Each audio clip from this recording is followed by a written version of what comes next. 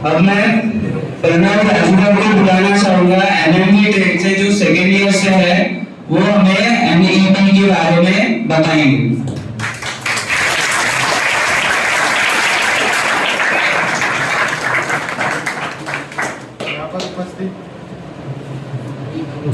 यहाँ पर उपस्थित सभी मान्यवरों का मैं स्वागत करना चाहता हूँ। सबसे पहले मैं माँ सरस्वती को मनपूर्ण प्रणाम करना चाहता हूँ। यहाँ पर उपस्थित हमारे संस्था के संचालक श्री उसकुलवाल सर और संचालिका श्री दुर्गा मैम और हमारे संस्था के प्राचार्य श्री जोशी सर और प्रशिक्षणार्थी। मेरा नाम प्रणव राजभर है। मैं एमएमबी सेकंड ईयर का हूँ। मैं आज आपको नवीन शिक्षा नीति के महत्वपूर्ण तथ्य बताने वाला हूँ।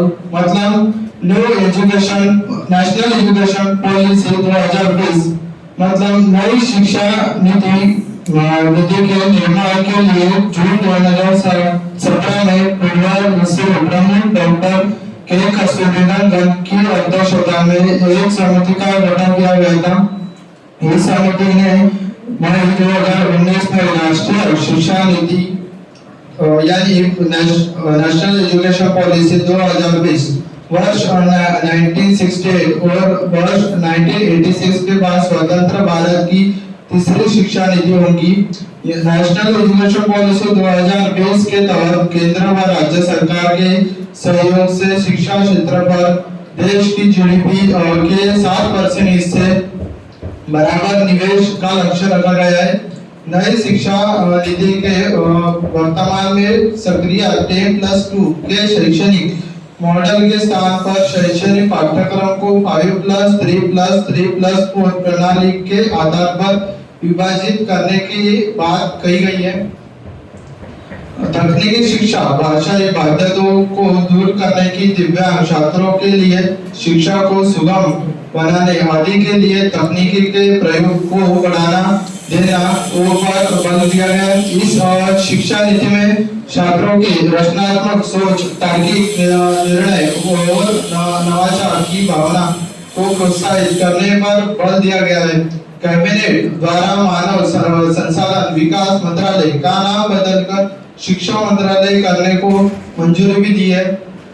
3 वर्ष के 8 वर्ष की आयु से बच्चों के लिए शैक्षणिक पाठ्यक्रम का 2 समूहों में विभाजन, 3 वर्ष से 7 वर्ष की आयु के बच्चों के लिए आंगनवाड़ी, बालवाड़ी, प्री स्कूल के माध्यम से मुक्त, सुरक्षित और गुणवत्तापूर्ण प्रारंभिक बाल सद्या देखभाल और शिक्षा की उपलब्धता सुनिश्चित करना। 7 वर्षों के से 8 वर्ष तक के बच्चों को प्राथमिक विद्यालयों में कक्षा 1 और 2 में शिक्षा प्रदान की जाएगी। प्रारंभिक शिक्षा को बहुस्तरीय खेल और गतिविधि आधारित बनाने को प्राथमिकता दी गई है। वैसे ही यानी भी मतलब नेशनल एजुकेशन पॉलिसी 2020 में कक्षा 5वीं तक की शिक्षा में मातृभाषा, स्थानिक या क्षेत्रीय भाषा को अध्यापन में माध्यम के रूप में अपनाने पर बल दिया गया है। साथ ही इस नीति में मातृभाषा को कक्षा 8 और आगे की शिक्षा के लिए प्राथमिकता देने पर सुझाव किया गया। धन्यवाद।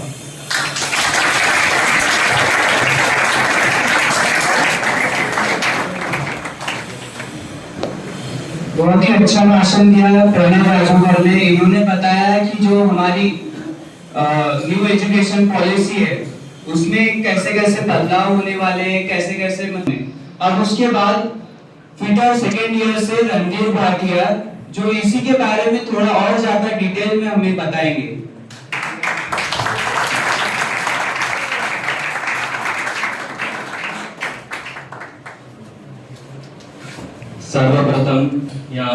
सर्वप्रथम मैं सरस्वती माता के प्रांगण में अपना शीश झुकाकर अपने भाषण की शुरुआत करता हूँ। यहाँ पर उपस्थित सभी मान्यवरों का मैं आभार प्रकट करना चाहूँगा कि उन्होंने हमारे इस कार्यक्रम में उपस्थित रहकर हमारे कार्यक्रम की शोभा बढ़ाई। सर्वप्रथम हम ये जानेंगे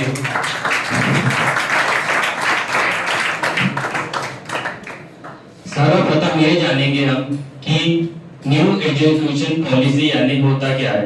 हम आपको बता दें कि भारत में करीब 3 बार एजुकेशन पॉलिसी को चेंज किया गया है, जिसमें सर्वप्रथम चेंज किया गया था 1968 में, उसके बाद में चेंज किया गया था 1986 में और 1992 में भी चेंज किया गया था, पर उसमें ज्यादा चेंजेस नहीं किए गए थे, इसलिए उसे कंसिडर नहीं किया जाता। उसके बाद में थर्ड टाइम जो चेंज किया गया था वो क्या था 2022 में। अब 2022 में जो चेंजेस किया गया था वो है 5+3+3+4। अब ये 5+3+3+4 यानी आखिर होता क्या है, इसके बारे में आपको डिटेल में बताऊंगा। सबसे पहले हमारा जो पुराना जो एजुकेशन सिस्टम था वो था 10+2 स्कीम का। अब 10+2 स्कीम यानी क्या होता था, सरकार को अपने बच्चों के ऊपर, अपने स्टूडेंट्स के ऊपर निरीक्षण करने के लिए, उनको ऑब्जर्वेशन करने के लिए सिर्फ 12 साल का समय लगता था, 12 साल समय उनको मिलता था। क्योंकि 10+2 की स्कीम में बच्चा जो है फर्स्ट स्टैंडर्ड में, क्लास 6 के फर्स्ट स्टैंडर्ड में जो है अपनी उम्र के 6वें साल में पहुंच जाता था, यानी 6 साल का बच्चा 10+2 की स्कीम में पहली कक्षा में पहुंच जाता था। अब इस न्यू एजुकेशन पॉलिसी के तहत क्या होगा कि 5+3+3+4 में बच्चा जो है अपनी पहली कक्षा में 3 साल की उम्र में पहुंचेगा, क्योंकि बच्चों को इस बार काफी अच्छे से डेवलपमेंट कराने का सरकार ने निर्णय लिया है। तो 3 साल की उम्र में जब बच्चा पहली कक्षा में पहुंचेगा तो इस स्कीम को जो है 4 भागों में बांटा गया है। पहला है 5+3+3+4। अब प्लस पहला जो स्टेज है +5 यानी 5 इयर्स का जो स्टेज है इसे हम बोलते हैं फाउंडेशन स्टेज। अब फाउंडेशन स्टेज यानी क्या, उसके बारे में आपको बताता हूँ। फाउंडेशन स्टेज फर्स्ट के जो 5 ईयर है वो भी 2 भागों में बांटे गए हैं। पहला भाग है 3 साल का और दूसरा भाग है 2 साल का। अब 3 साल में बच्चों को जो है इसमें सिर्फ और सिर्फ खिलवाए जाएंगे, यानी बच्चे को आना है, अपने स्कूल का ड्रेस नहीं पहनोगे तो भी चलेगा, बच्चों को आना है, अपने स्कूल का ड्रेस नहीं पहनोगे तो भी चलेगा, आना है, उनको तरह तरह के खेल खिलवाए जाएंगे जिसमें उनको इंटरेस्ट है, उनको पेंटिंग सिखाई जाएगी, उनको स्केचिंग सिखाई जाएगी, उनको तरह तरह के एक्टिविटीज करवाई जाएंगी सिर्फ फर्स्ट के 3 इयर्स। फर्स्ट के 3 इयर्स में उनको तरह तरह की एक्टिविटीज सिखाई जाएगी। उसके बाद में नेक्स्ट सेकंड जो आता है 2 साल, 5 इयर्स, 5 में से 3 गया तो 2 बचा। जो 5 वाली जो स्कीम है उसमें आखिरी के जो 2 साल है उसमें बच्चों को बच्चे जो है कक्षा पहली से लेकर दूसरी तक में पहुंच जाएंगे, क्योंकि उनको भी पता नहीं चलेगा कि बच्चा कब पहली से दूसरी में चला जाएगा, क्योंकि फर्स्ट 5 साल बच्चों से कोई भी किसी भी तरह की एग्जाम नहीं करवाई जाएंगी, इसलिए बच्चों को पता ही नहीं चलेगा कि वो स्टैंडर्ड 1 से स्टैंडर्ड 2 नहीं चला गया। उसके बाद में आता है नेक्स्ट जो 3 इयर्स का जो स्टेज है उसको बोलते हैं प्रिपरेटरी स्टेज। अब प्रिपरेटरी स्टेज यानी क्या, इन 3 सालों में बच्चा जो है क्लास कक्षा पहली से लेकर दूसरी तक तो फर्स्ट 5 इयर्स में पहुंचे जाएगा।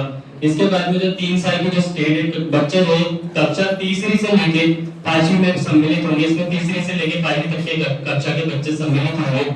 इनमें इस प्रिपरेटरी स्टेज में बच्चों को एक्टिविटी भी करवाई जाएंगी और स्टडी भी करवाई जाएगी, यानी उनको दोनों चीजें करवाई जाएंगी जिससे वो बच्चों को जो माइंड है अच्छी तरह से डेवलप हो पाएगा, वो नई नई चीजें अच्छी तरह से सीख पाएंगे। उसके बाद में इस प्रिपरेटरी स्टेज में बच्चों को लैंग्वेज सिखाई जाएगी, मदर लैंग्वेज भी सिखाई जाएगी। जैसे फॉर एग्जांपल यदि महाराष्ट्र में यदि कोई बच्चा पढ़ने जाएगा प्रिपरेटरी स्टेज में, उसको मराठी भाषा में पढ़ाया जाएगा, यानी रीजनल लैंग्वेजेस को उनको पढ़ाना है। पर ये कंपलसरी नहीं है, स्कूल्स के ऊपर डिपेंड करता है कि उनको रीजनल लैंग्वेजेस में पढ़ाना है कि नहीं पढ़ाना है, या फिर अपनी नेशनल लैंग्वेज, अपनी राष्ट्रभाषा हिंदी तो वही है, उसमें बच्चों को पढ़ा सकते हैं। उसके बाद में आता है मिडिल स्टेज। उसके बाद के जो 3 साल आ जाते हैं उसे हम बोलते हैं मिडिल स्टेज। अब मिडिल स्टेज में क्या क्या होता है, कक्षा 6वीं से लेकर 8वीं तक के बच्चे इसमें सम्मिलित होते हैं। इनमें बच्चों को कंप्यूटर कोडिंग, सॉफ्टवेयर किस प्रकार से डेवलप किया जाता है, vocational courses, practical knowledge, maths, science और आर्ट्स, इन सब चीजों के बारे में बच्चों को बताया जाएगा। इस मिडिल स्टेज में सबसे एक अच्छा निर्णय ये लगा सरकार का कि इसमें बच्चों को किसी भी एक इंडियन लैंग्वेज को चूज करना होगा। अब फॉर एग्जांपल किसी बच्चे को तमिल सीखने में इंटरेस्ट है, तमिल सीखने में, तेलुगु सीखने में इंटरेस्ट है, हिंदी सीखने में इंटरेस्ट है, गुजराती सीखने में इंटरेस्ट है, आसामीज सीखने में इंटरेस्ट है। अगर किसी बच्चे को इनमें से किसी एक भाषा, किसी एक रीजनल लैंग्वेज सीखने में इंटरेस्ट है तो अपनी पसंद की भाषा चूज कर सकता है, उसको वो सिखाई जाएगी, सरकार द्वारा पूर्ण सहायता दी जाएगी। उसके बाद में आता है सेकेंडरी स्टेज। जो आखिरी के जो 4 इयर्स होते हैं उसे हम बोलते हैं सेकेंडरी स्टेज। अब सेकेंडरी स्टेज में क्या, अब सेकेंडरी स्टेज यानी कक्षा 9वीं से लेकर 12वीं तक के बच्चे इसमें सम्मिलित होंगे। सेकेंडरी स्टेज, अब फॉर एग्जांपल आप मान लीजिए सेकेंडरी स्टेज में यदि बच्चा 9वीं पास होकर 10वीं में चला गया, 10वीं पास होकर यदि 11वीं में जाता है। अब पुरानी एजुकेशन प्रणाली के तहत हमको पता था कि हम जैसे 10 पास हुए, मैं भी जब 10 पास हुआ तो मेरे फ्रेंड्स मेरे मम्मी पापा बोलते थे कि देखो आगे आर्ट्स लेना है, कॉमर्स लेना है, साइंस लेना है, क्या लेना है। मैंने डिसाइड किया कॉमर्स लेना है। अब कॉमर्स वाला यदि बच्चा, अगर पुरानी एजुकेशन सिस्टम की बात कर रहा हूं, मैंने पुरानी एजुकेशन सिस्टम में अगर मैंने कॉमर्स लिया तो मेरा साइंस और आर्ट्स से रिलेशन टूट जाता था। ना मुझे हिस्ट्री के बारे में पता चलता था, ना साइंस, ना बायोलॉजी, ना फिजिक्स, ना केमिस्ट्री, इन सब के बारे में मुझे पता नहीं चलता था क्योंकि मैंने कॉमर्स सिलेक्ट किया। लेकिन इस न्यू एजुकेशन प्रणाली के तहत हमें नो स्ट्रीम, यानी सरकार ने पूरी तरह से स्ट्रीम को खत्म कर दिया है। इसमें मल्टीपल सब्जेक्ट्स पढ़ पाएंगे। जैसे फॉर एग्जांपल आपको अकाउंटिंग में इंटरेस्ट है, आपने कॉमर्स अकाउंट उठा लिया। आपको बायोलॉजी में इंटरेस्ट है, आपने साइंस से बायोलॉजी उठा लिया। आपको हिस्ट्री ज्योग्राफी पसंद है, आपने आर्ट्स में से हिस्ट्री ज्योग्राफी उठा लिया। इसमें मल्टीपल सब्जेक्ट्स पढ़ पाएंगे। अब मल्टीपल सब्जेक्ट्स पढ़ने का बेनिफिट ये है कि बंदा जो है पूर्ण तरह से उसको हर प्रकार का ज्ञान प्राप्त होगा। और इसमें एग्जाम जो है सेमेस्टर पैटर्न करवाई जाएंगी और क्रिटिकल थिंकिंग सिखाई जाएगी। अब क्रिटिकल थिंकिंग यानी क्या? क्रिटिकल थिंकिंग फॉर एग्जांपल यदि 13 अप्रैल 1919 को यदि जलियांवाला बाग हत्याकांड नहीं हुआ होता तो भारत के ऊपर क्या प्रभाव पड़ता था। ये गांधी जी जैसा आंदोलनकारी यदि भारत देश में पैदा नहीं होता तो क्या हुआ रहता। इस प्रकार की क्रिटिकल थिंकिंग से बच्चों को सिखाया जाएगा। और इसमें एग्जाम जो है सेमेस्टर पैटर्न करवाएंगे। सेमेस्टर पैटर्न यानी अब पुरानी एजुकेशन प्रणाली में आपको पता है साल में एक बार एग्जाम होती थी। मार्च में एग्जाम होती थी। बंदे क्या करते थे, जनवरी में पढ़ेंगे ना, देख लेंगे ना, मार्च में पेपर है, जनवरी में पढ़ना है, ऐसे होगा। लेकिन इस न्यू एजुकेशन सिस्टम में आपको साल में 2 बार एग्जाम देनी होगी। सेमेस्टर पैटर्न बोलेंगे जिसको, साल में 2 बार एग्जाम देंगे, जिससे बच्चों के ऊपर पढ़ाई का बर्डन रहेगा और उनको एग्जाम का भी डर रहेगा कि नहीं साल में 2 बार पेपर है, पढ़ाई करना है, अच्छे नंबर लाने। और सेकेंडरी स्टेज में एक और अच्छा निर्णय यह लगा कि सरकार ने इसमें किसी भी प्रकार की कोई भी एक अन्य फॉरेन लैंग्वेज को चूज करिए उसको, जैसे फॉर एग्जांपल जर्मन हो गई, फ्रेंच हो गई, रशियन हो गई, इटालियन हो गई, इस प्रकार के लैंग्वेजेस को बच्चों को सिखाया जाएगा। बच्चों को जो पसंद है, जिस प्रकार की भी लैंग्वेज पसंद है, बच्चों को चूज करना है और उसे उस लैंग्वेज को सिखाया जाएगा। अब हो गया 5+3+3+4 का ये पूरा किस्सा यहाँ पे खत्म। अब इसके बाद में ग्रेजुएशन होगा 4 साल का। अब ग्रेजुएशन 4 साल का होगा तो इसमें आपको पहले ग्रेजुएशन 3 साल का होता था, अभी इसमें सरकार ने बदल के ग्रेजुएशन 4 साल का कर दिया क्योंकि स्ट्रीम हो गई खत्म। अब स्ट्रीम खत्म हो गई है, बंदा यदि मल्टीपल सब्जेक्ट से पास होगा तो उसको ना एमकॉम, ना उसको बीकॉम वाला बोला जाएगा, ना बीए वाला बोला जाएगा, ना बीएससी वगैरह जो भी बोला जाएगा। तो इसमें बोला जाएगा यदि आप ग्रेजुएशन के फर्स्ट ईयर में यदि आप एडमिशन लोगे तो आपको जो सर्टिफिकेट मिलेगा वो मिलेगा ग्रेजुएट सर्टिफिकेट मिलेगा आपको ग्रेजुएशन के फर्स्ट ईयर में। यदि आप सेकंड ईयर पास होते हो तो आपको मिलेगा ग्रेजुएशन डिप्लोमा। यदि आप थर्ड ईयर पास होते हो तो आपको मिलेगी ग्रेजुएशन डिग्री।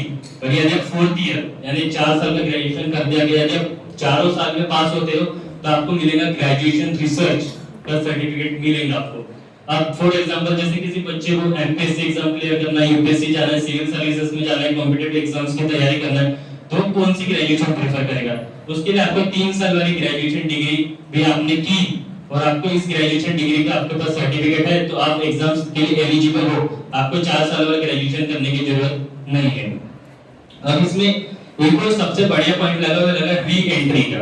अब फॉर एग्जांपल आज तो पता ही है कि भारत में मैक्सिमम लोगों की पढ़ाई जो है फाइनेंशियल कंडीशंस की वजह से छूट जाती है। मेरी भी पढ़ाई इसी की वजह से छूटी थी कि मैं 2 साल ड्रॉप आउट हो गया था, मेरे घर में पैसा नहीं था।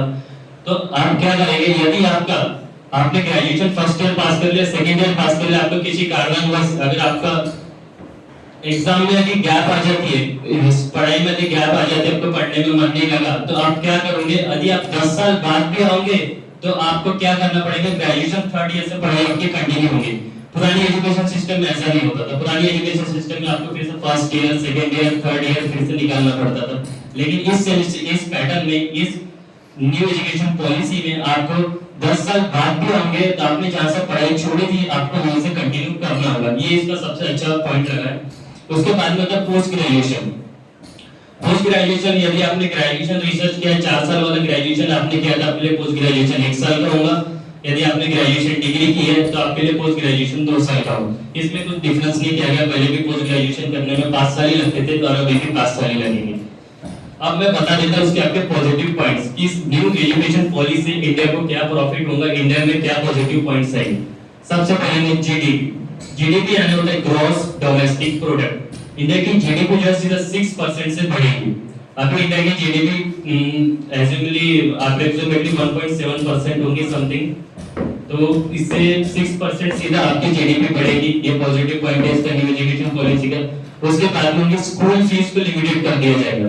अब स्कूल फी लिमिटेड करना ये भी बहुत बड़ा निर्णय लेकर आप देखोगे नागपुर में बड़े बड़े स्कूल से जिनकी सालाना फीस 4 लाख 5 लाख 6 लाख जैसी फीसेस रहती है, तो नॉर्मल बच्चों फीस नहीं भर पाता है। तो इसमें सरकार ने क्या किया, स्कूल फीसेस को, चाहे वो कितना भी बड़ा स्कूल हो, उसकी स्कूल फीस को लिमिटेड कर दिया गया ताकि इसमें हर लेवल के बच्चे पढ़ सके।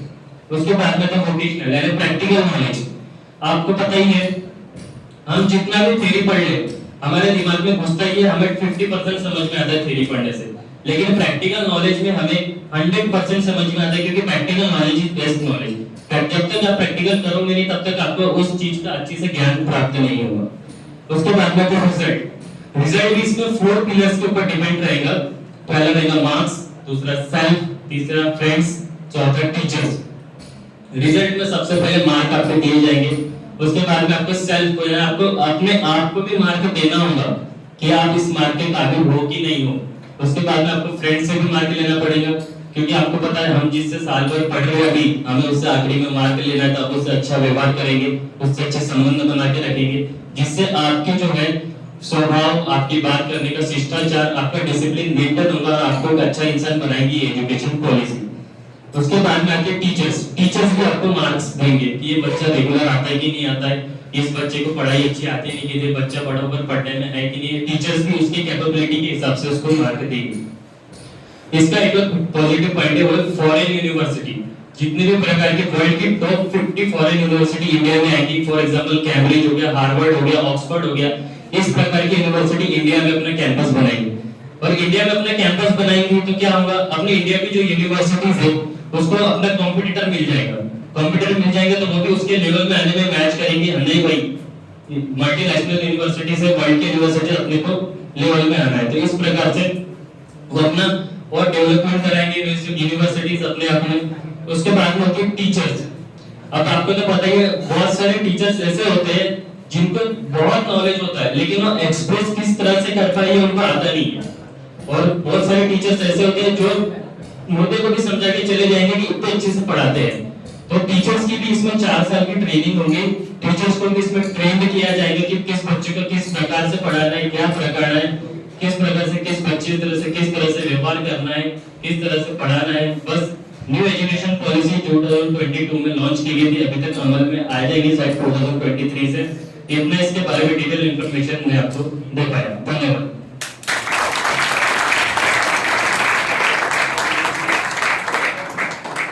इसको बताने के लिए जो नम्रता निगम है वो हमें इसके बारे में और ज्यादा इंफॉर्मेशन देंगे।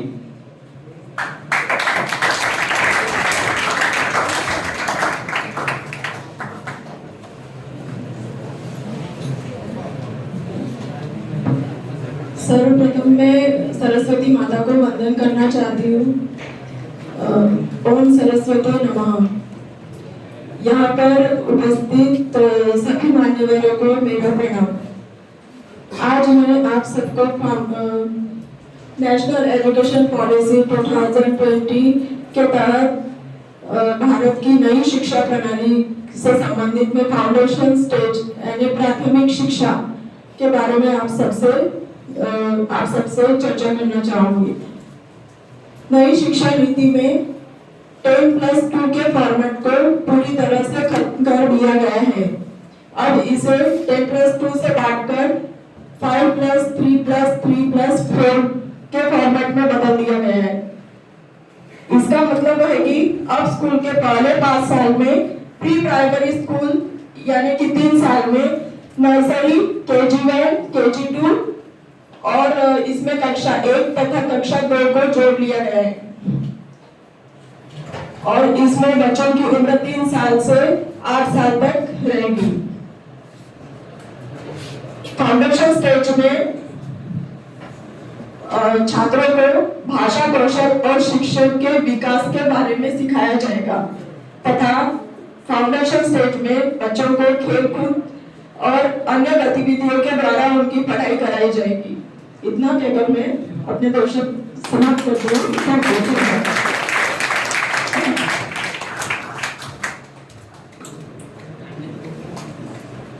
पहला फाउंडेशन स्टेज के बारे में बहुत अच्छा नम्रता निगम ने हमें बताया कि फाउंडेशन होती है प्रीप्रेटरी stage.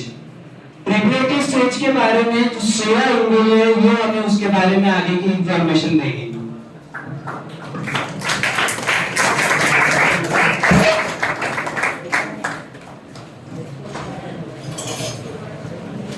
Good afternoon all of you. सर्वप्रथम सरस्वती माता को मैं नमन करती हूँ और हमारे प्रमुख बहने इनका आभार प्रकट करती हूँ जिन्होंने आके हमारे प्रोग्राम की शोभा बढ़ाई।